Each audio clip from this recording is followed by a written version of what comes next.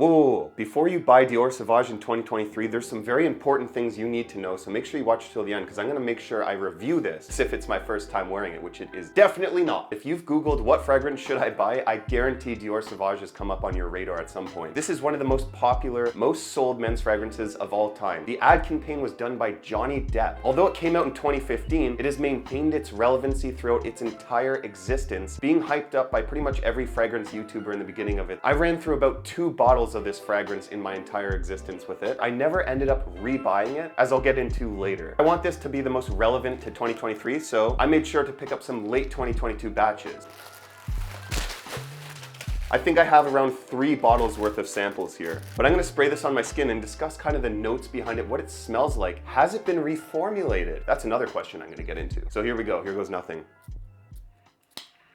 Yes! I feel like I'm transforming into Jeremy Fragrance whenever I spray this on my skin. Off the top, you're getting Calabrian bergamot and pepper. The middle note, Szechuan pepper, lavender, pink pepper, vetiver, patchouli, geranium, and elemi. And the base notes are getting ambroxan, cedar, and labdanum. I know I pronounced some of those wrong, don't come at me. You're getting a lot of that citrusy pepper, ambery, and ambroxan-y smell. The ambroxan takes this fragrance over. The pepper is the most dominant notes. Throughout the course of this, when it dries down, a little bit of that citrusy bergamot goes away and it becomes just a peppery ambroxan powerhouse. A very loud, dominating scent. When you walk in a room, you're gonna be the center of attention, commanding all of those eyes to look at you. It is very masculine and it presents itself as something charismatic, confident, sexy, and playful and youthful. I did mention that this was one of the most popular scents. You're not gonna stand out too much. Everyone knows about it. If you go up to a random woman on the street and you ask them what is the best fragrance for men, they're gonna tell you Dior Sauvage because every man in their life has worn Dior Sauvage at some point, and it's probably the only fragrance that they know.